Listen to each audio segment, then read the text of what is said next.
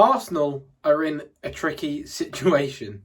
I've just had a look at this, and the contract situation at the club, whilst is okay at the moment, has potential to be catastrophic. Let's talk about it. First up, we'll discuss the deals that end at the end of this season. There are only two senior pros that end this season and need renewal, these being Partey and Jorginho. Unfortunately, they are both older players who are also playing in the central midfield position. Jorginho especially has a lot of leadership qualities that Arsenal will utilise throughout the actual makeup of the squad in terms of training, etc. It's heavily reported that Jorginho will be doing his coaching badges and has already started them, and it is likely that at the end of the season, if he decides to retire, he may go into Arteta's coaching staff. So the leadership void there is still going to be filled. The other and more pressing issue is Partey. He's played a substantial amount of minutes this season, has been extremely good this season, and I am worried that if we lose someone who can play right back and CDM and is such a calm, progressive passer on the ball, we're not going to be able to replace them very quickly. So Partey is something we need to definitely address within the January window. If we're going to sell him, move on from him, get the money while you can. We invested £45 million in him. He's going to have about a £10 million sell-on value, you'd imagine, to somewhere like Juventus, maybe in January. I don't want to see players going on freeze. Jorginho, we can sort of afford. We bought him £13 million. We can afford to let his contract expire if he chooses to retire. If he doesn't, but he wants to stay around the Arsenal group, I wouldn't mind extending it for a further year. 2026 is a further worry for Arsenal, though. Some bigger name players or more decisive players expire. You've got Trossard, Zinchenko, Tomiyasu and Tierney, who will be entering the final year of their contract at the end of the season. This is the prime time right now that Arsenal have to make a decision. And whoever the director of football who comes into play has to make a decision immediately on. Zinchenko, I'd be inclined to sell in January or the summer. He just doesn't play enough anymore. He's not reliable enough defensively. So get rid of Zinchenko. Trossard, I'd sell to Saudi if we could. I've already made a video on the channel about why we should sell Trossard. Go and check that out if you haven't seen it already. His value is at an all-time high. He's ageing. There's interest from Saudi if he wants to go there. I don't think we should sign him a new contract because he'd not have any sell-on value. So let's make a tidy profit on him, sell him as soon as possible. Tomiyasu's a weird one. He has the capability to be one of the best defenders in the league. Two-footed, immense. Especially the first season he was at Arsenal, he was brilliant. But unfortunately, he cannot stay fit. This is a decision that would have to be rely on the medical staff especially. If they're convinced that he can get over these injuries, start playing consistently for Arsenal going forwards, and that they can get him a medical break in terms of like he just doesn't pick up injury for a season, then by all means sign him up. He is a brilliant defender worth £35 million, only 25, 26, young age, going to have sell-on value if he gets going again in the first team. He can also play left back, centre back, right back. Is very physically gifted. Tomiyasu is a worry. We need to make a decision medically on him. Tierney, I think, has to leave in January. He's probably going to go back to Celtic, imagine. 27. Unfortunately, it just hasn't worked out.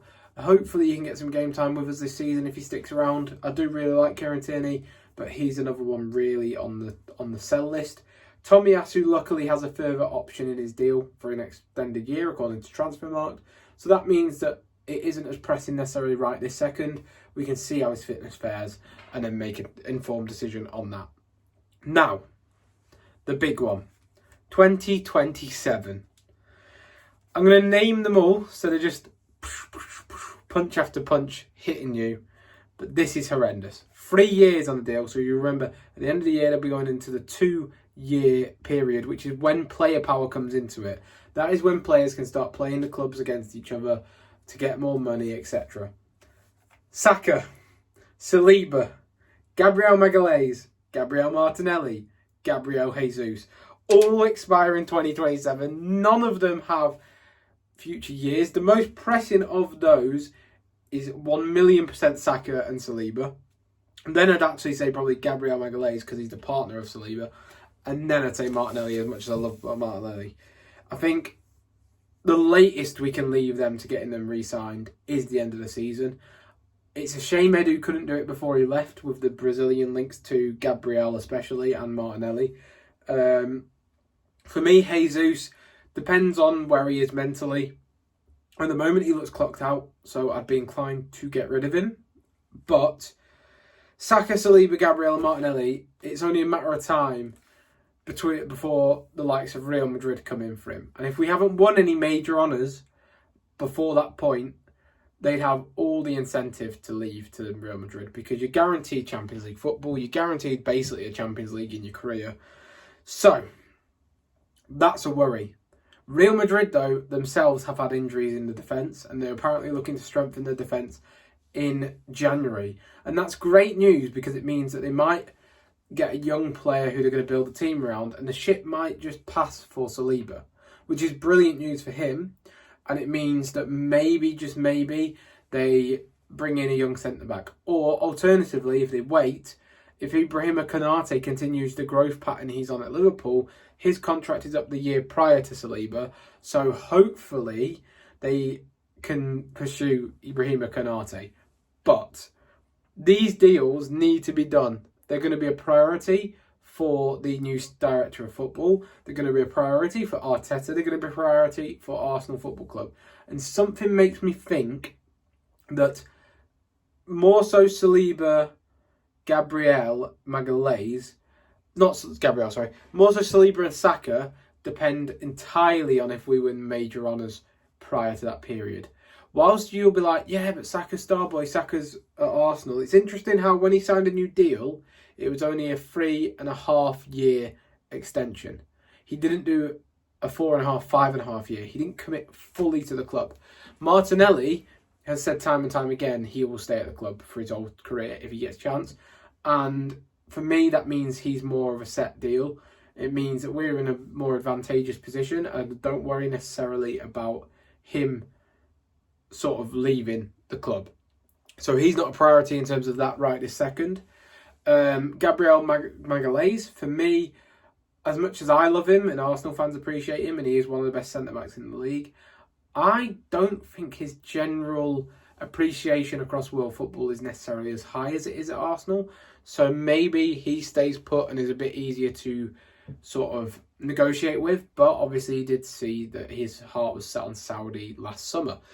That said, Saka and Saliba are the priorities, but they're going to be the hardest two to convince. They're the two bona fide world stars outside of Ødegaard in the actual club.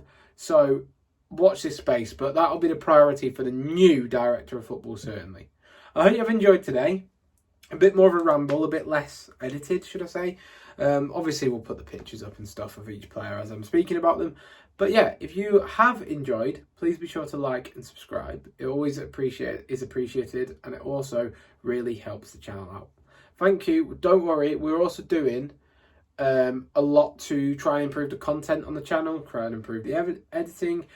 It's been hard in the international break because, just on a level with you guys, there isn't much Arsenal content going on at the moment. As you may have seen just on Twitter, it's all just debates of like, Zinchenko, is he washed and stuff like that.